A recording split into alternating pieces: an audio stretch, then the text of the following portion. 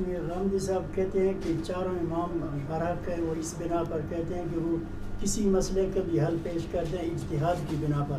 آپ ان میں سے جس کے بھی مسئلے کو اختیار کر لیں وہ ٹھیک ہے۔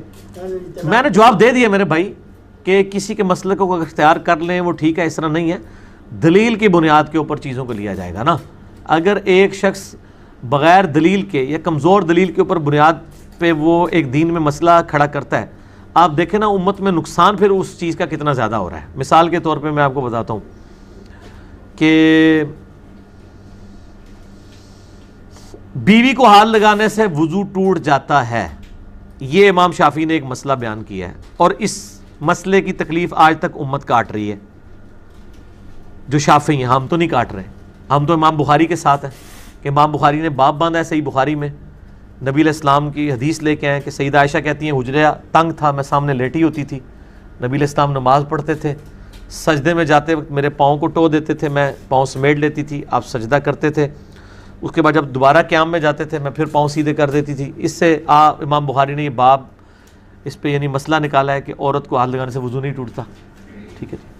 اب جو بندہ یہ بتا گیا کہ عورت کو ہاتھ لگانے سے، بیوی کو ہاتھ لگانے سے وضو ٹوٹ جاتا ہے، اس کی تکلیف آج امت کو اس طرح کاٹنی پڑ رہی ہے کہ انڈونیشیا اور ملیشیا کے جو شافعی ہیں زیادہ تر لوگ، آپ ذرا ان کی عورتوں کو حج عمرے پہ دیکھیں، ان عورتوں نے گرمیوں میں بھی دستانے پہنے ہوتے ہیں، وہ آپ یہ نہ سمجھیں انہوں نے پردہ کیا ہوتا ہے، چہرے ان کے کھلے ہی ہوتے ہیں، چہرے کا نقاب نہیں کرتی ہیں، اور پورے انہوں نے ہاتھوں کے اوپر یہاں تک دستانے باندھے ہوتے ہیں۔ آپ ان سے پوچھیں کیا تکلیف ہے آپ کو، تو وہ کہیں گے چونکہ ہم نے اپنے مرد کے ہاتھ میں ہاتھ ڈالنا ہوتا ہے، تو چونکہ خاوند کو ہاتھ لگانے سے وضو ٹوٹ جاتا ہے، تو اپنا وضو سنبھالنے کے لیے ہم نے یہ جو مصیبت کاٹی ہوئی ہے دستانے والی، تو ہاتھ تو پھر بھی پکڑا ہی ہوا ہے مرد کا، وچ خالی ایک شے ہی آ گئی ہے نا۔ تو اس کا مطلب یہ پریکٹیکلی جعلی مسئلہ ہے، کیونکہ امت نے ریجیکٹ کر دیا، امت نے دستانہ پہن کے تو وہ یہ کام کرنا شروع کر دیا۔ اب اس طرح کے جو جعلی مسئلے ہیں، اس طرح کے مسئلوں کا تو غامدی صاحب بھی بہت مذاق اڑاتے ہیں۔ جب وہ مذاق اڑا رہے ہوتے ہیں تو اس کا مطلب یہ ہے کہ امام حق پہ نہیں ہے وہ اس مسئلے میں، ورنہ تو خود عمل کر رہے ہو نا۔ وہ خالی نہ صرف ان چیزوں کو غلط کہتے ہیں بلکہ ان کا مذاق بھی اڑاتے ہیں کہ یار کتنی فضول سا مسئلہ ہے یہ، ٹھیک ہے نا جی۔ تو اس قسم کے یعنی مسائل جو بیان کرتے ہیں، اسی طریقے سے آپ دیکھیں کہ خون نکلنے سے وضو والا مسئلہ ہے، ٹھیک ہے جی۔ 93 نمبر روایت ہے ابو داؤد کے اندر کہ ایک صحابی کو یعنی وضو کے دوران یعنی نماز پڑھنے کے دوران تیر لگ گیا، ان کا خون نکلتا رہا، اور اسی حالت میں انہوں نے نماز مکمل کی ہے۔ نماز نہیں توڑی ورنہ وضو ٹوٹ جائے۔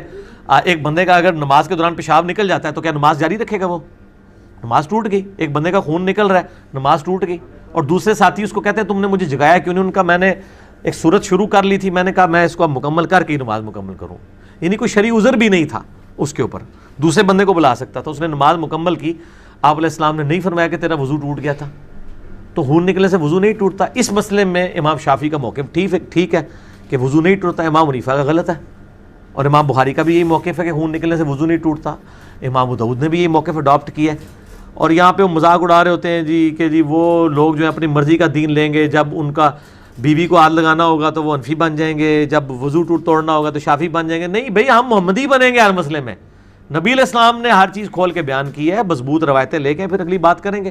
فضائل نماز والے چیپٹر میں یہ واقعہ نقل کیا ہے، اس کے بعد انہوں نے عجیب و غریب اس سے رزلٹ نکالا ہے۔ یہ حدیث جب انہوں نے لکھی نا، وہ حدیث تو لکھ رہے تھے کہ صحابہ کا نماز میں خشوع خضوع کتنا ہوتا تھا، فضائل اعمال میں فضائل نماز والے چیپٹر کے اندر۔ اب ان کو فوراً فکر پڑ گئی کہ یہ اگر کسی نے واقعہ پڑھا تو ہمارے بابا جی اسٹیک پہ لگ جائیں گے، جنہوں نے ہمیں یہ بتایا کہ وضو ٹوٹ جاتا ہے خون نکلنے سے۔